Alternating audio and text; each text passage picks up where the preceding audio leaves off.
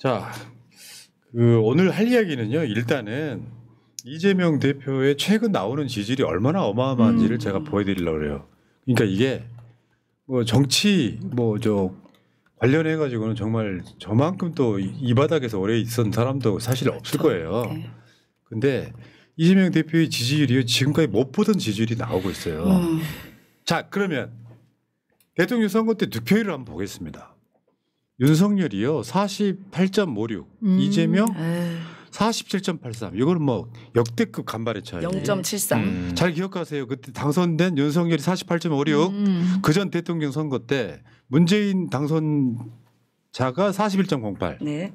그리고 홍준표 24.03. 여기는 이제 사자 구도였단 말이죠.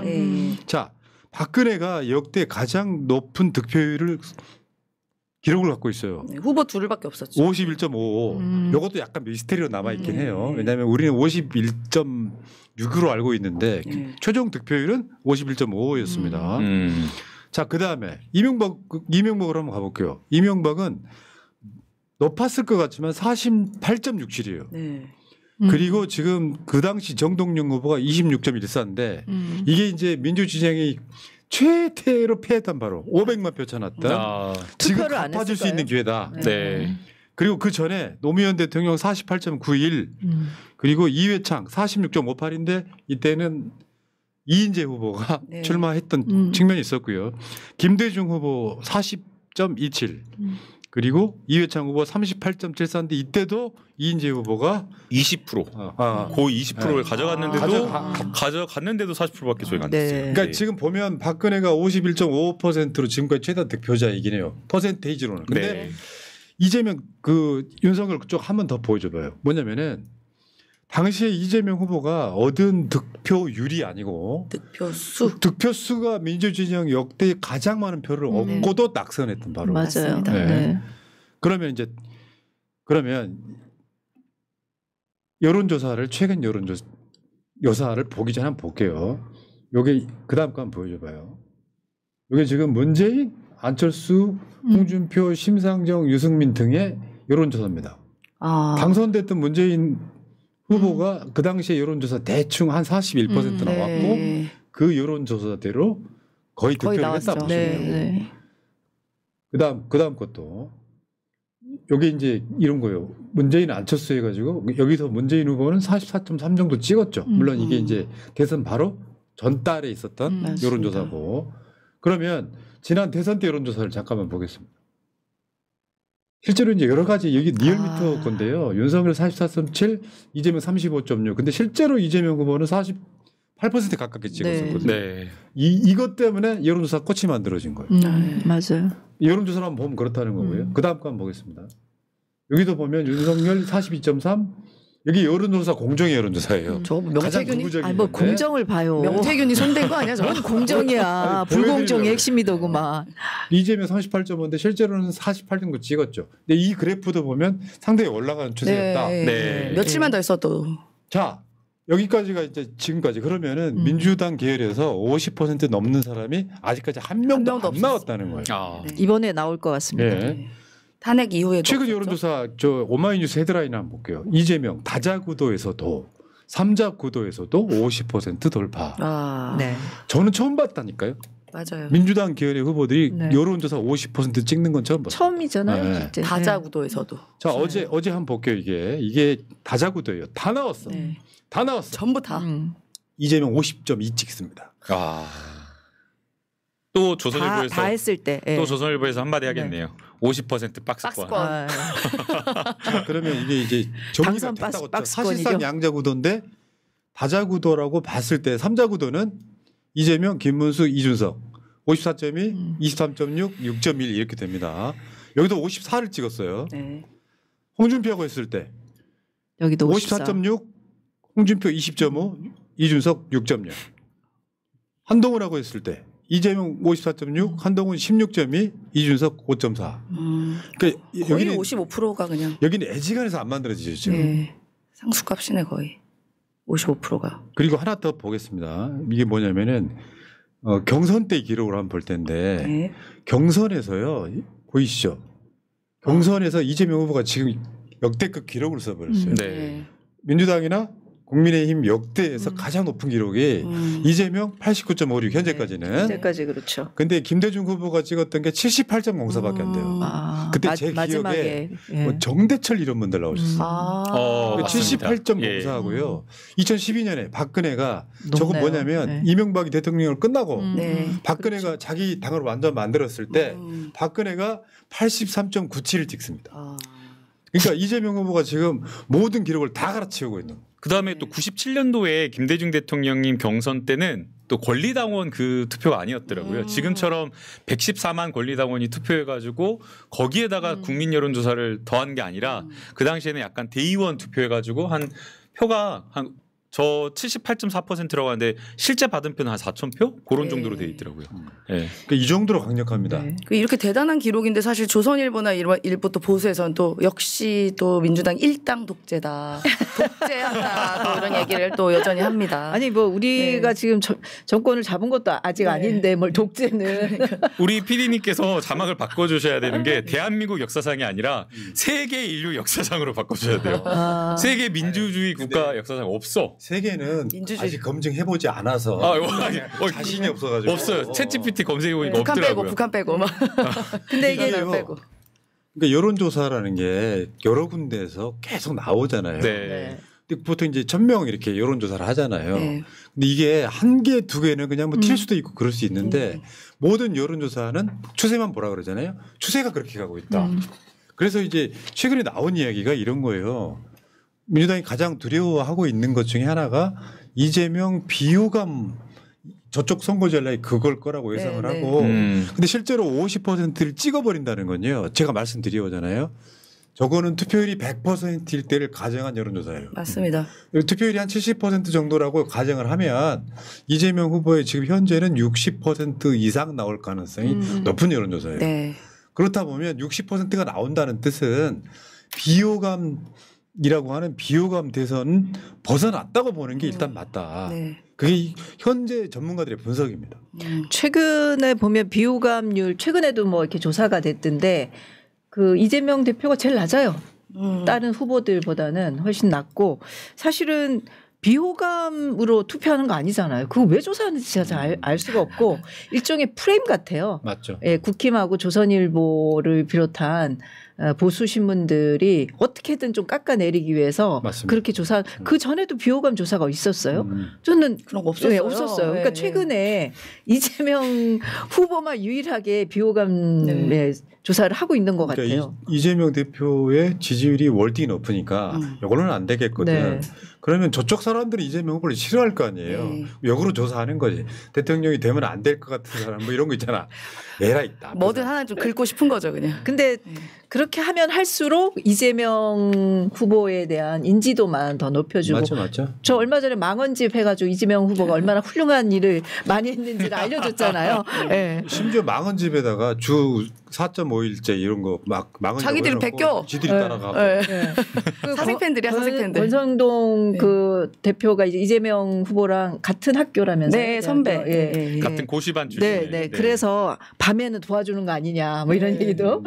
그러니까. 맞습니다. 자, 어쨌든 여러분 보셨죠? 그러니까 역대로도 민주당 개혁을 뿐만 아니라 대한민국 역사상 모든 기록을 갈아치우고 있어요. 그러니까 이럴 때는 진짜 돌다리도 두들겨 보고 가면서 상황 유지하는 게 중요해요. 맞습니다. 그래서 민주당에서 이제 뭐 누구누구 탄핵해야 된다 말아야 된다를 잠깐 눌러놓은 거다. 네, 맞아요. 이렇게 보고 더 절망적인 것은 이준석입니다.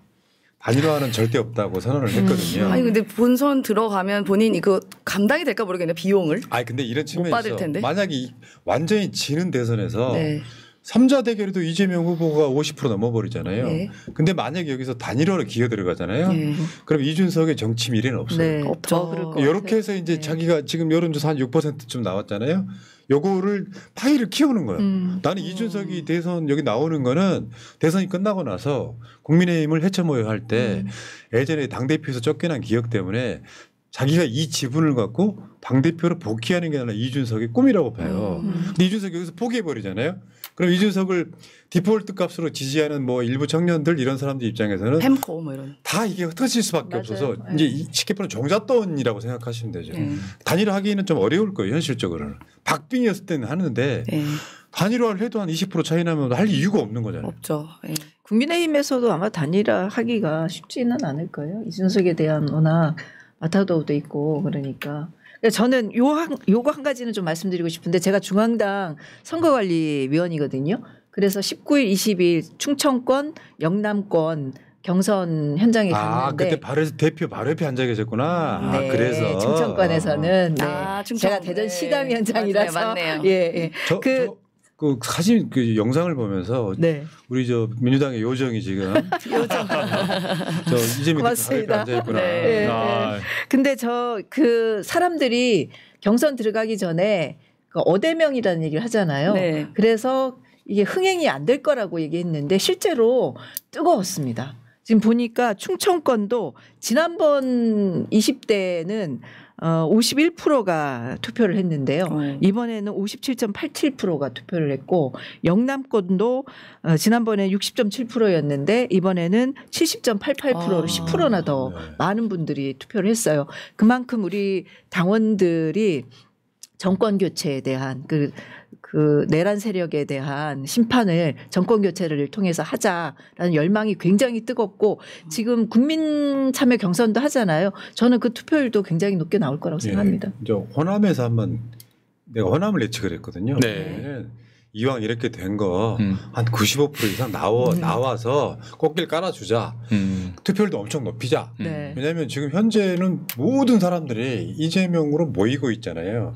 호남 입장에서는 정권 교체하는 게 호남 분들의 그냥 목표예요. 더군다나 5.18 기억과 내란이 이렇게 합치면서 호남에서 역대급 한 번 더 찍어버릴 거라고 보고요. 이번 주입니다. 네. 89.6 뭐 그러니까 90% 좀 모자라잖아요. 네, 그럼 네. 그렇게 채워줍니다, 여러분. 자 기대해 보겠습니다. 이번 주 토요일 날 호남. 네. 이제는 뭐 네. 어대명이 아니라 구대명이라고 그러더라고요. 구대명. 90%를. 자 그리고 네. 어제 이재명 대표가 지금 저 거래소 갔었나요? 네. 네. 네. 근데 이게 보니까요. 일단 사진 먼저 한번 보여줘봐요. 저거 국회의 아니에요? 와 저렇게 모여 있는데 뭔가 뭐 이런 느낌 있잖아요. 네. 야 그냥 현실 대통령이 주식에 그러네요. 관련된 네. 정책을 하는 것 같은 이런 분위기 있잖아요. 네. 저게 또 인상 깊었던 게 뭐냐면 저기 증권회사 보통 이렇게 모이면 대부분 사장단이 오거든요. 근데 전날은 리서치 센터장들이 왔습니다. 아. 네, 그래서 이제 현안에 대해서 이제 리서치 보고서나 이런 것도 아마 다 확인하시고 네. 뭐 앞으로 증권이 어떻게 더 나아가야 되는지에 대한 그런 얘기를 좀 청취했던 그런 자리가 의미가 있었던 것 같아요. 그리고 후보께서 이렇게 얘기했대요. 우리 각본대로 하지 말고 그냥 편안하게 합시다. 그만큼 자신이 또 있는 거죠. 네. 왜 본인이 이제 주식으로 이제 뭔가 해본 관심이 사람이잖아요. 많으시잖아요. 여기 코인왕 계시는 그것 것처럼. 때문에 비판도 또 많이 받았잖아요. 아니 근데 저는 그런 거 굉장히 필요하다 봅니다. 필요해죠. 네. 해봐야죠. 주식을 현실. 안 해봐서 제가 네. 해봐야 될 것 같습니다. 금융투자협회를 네. 찾으셨다라고 하고요. 금융투자협회에서 보통은 이제 저희가 국가 금융의 규제기관장들을 불러 모으는 경우가 있는데 이번에는 대표님이 특이하게 규제기관장이 아니라 시장의 참여자들, 실제 실물 경제와 투자 자문 보고서를 쓰는 PB들, PB와 그다음에 리서치 센터장들을 불러 모아가지고 최소 경력이 20에서 뭐 30년 이런 센터장들, 우리나라의 자본시장의 역사잖아요, 그분들이. 그래서 왜 우리가 3,000포인트 돌파 못하고 5,000포인트 못 가냐, 갈 수 있는 현실적인 방안을 내놓아달라, 의견을 제시해달라고 하면서 아까 박정현 의원님 말씀하신 것처럼 그냥 우리 콘티가 짜져 있는 그거대로 돌아가면서 이렇게 한마디씩 하는 그게 아니라 자유롭게 그냥 우리 국민들도 보고 계시고 하니까 자유롭게 편하게 토론해 보시자 그러더라고요. 예. 네. 근데 어저께 이재명 대표가 코스피 5천 시대로 가겠다 네. 하니까 사실 저건 있잖아요. 문재인 정부 팀이 3천 이상 찍었잖아요. 3,300까지 갔죠. 근데 임기가 5년 남아 있고 경제가 잘 되면 5.5 찍을 게 보고 있어요. 근데 인터넷에 유명한 채널에서 어저께 그걸 비웃었다고. 그게 약간 내란에도 좀 약간 긍정적인 치크가 하나 있었는데. 네. 그러니까 내가 5년 동안 예를 들면 경제를 막 이렇게 잘 만들어가지고 국장 탈출은 지능순이라는 말을 어저께 이재명 대표가 했거든요. 그러니까 전체 문화를 만들어내면 5천에 가깝게 가는 건 공약으로서 가치가 있는 거거든요. 그럼요. 그렇죠. 근데 현실적으로 주식시장에 대해서 알건 모르건 상관없이 저거는 우리가 거기에 향해 가면 되는 거야. 네. 그걸 비웃을 이유는 없잖아요 지금. 이명박 그 당시 후보도 5천 만들겠다고 했었어요. 근데 그 당시 지금이랑은 주식 상황도 매우 틀렸고 그때는 이렇게 우리나라 저평가되었던 상황도 아니었거든요. 근데 그렇게 막무가내 5천 이야기했는데 지금 저는 사실 이재명 대표가 5천 이야기한 거 허무맹랑한 것 아니라고 생각합니다. 그러니까 그 목표라고 하는 비전과 목표라고 하는 게 있잖아요. 달성할 수도 있고 달성 못할 수도 있지만 저게 달성 불가능한 현실적이지 않은 목표는 아니에요. 네. 물론 쉽지 않아요. 이재명 대표도 저거를 바로 단기간에 할 수 있다. 단기간에 한다는 것 자체가 오히려 말이 안 되는 거죠. 만약 저걸 억지로 단기간에 주가를 뭐 코스피를 부양시키고 끌어올리려고 한다면 시장의 부작용이 훨씬 클 거예요. 그런 것이 아니라 이재명 대표는 근본적으로 체질적으로 자본시장을 개선하겠다라고 하면서 상법 개정부터 가져가겠다라는 그 주장을 하고 있는 거고요. 저 5,000포인트 저는 이재명 대표님 정말 임기 끝날 무렵에는 4천, 5천 그 달성 근접할 거라고 보거든요. 그래서 단순히 그냥 뭐 유튜버들이 뭐 막 웃으면서 비웃을 만한 그런 건 아니라고 저는 생각해요. 그러니까 싫어하니까 비웃는 거고요. 네. 이재명 대표가 간혹 하는 이야기 중에 대통령 부인이 주가 조작하고 이러는 거 있잖아요. 그것만 없어도 맞습니다. 왜 우리나라 주식시장이 저평가돼 있는 건 맞잖아. 엄청 저평가돼 있어요. 막 수출 많이 하고 막 우량 기업인데도 평가가 박하잖아요. 네, 네. 내 기억에 문재인 정부 때 어떤 현상이 있었냐면요. 우리나라 뭐 4대 5대 기업들 시총이 일본 4대 5대 기업 시총을 앞선 적이 있었어요. 네, 네.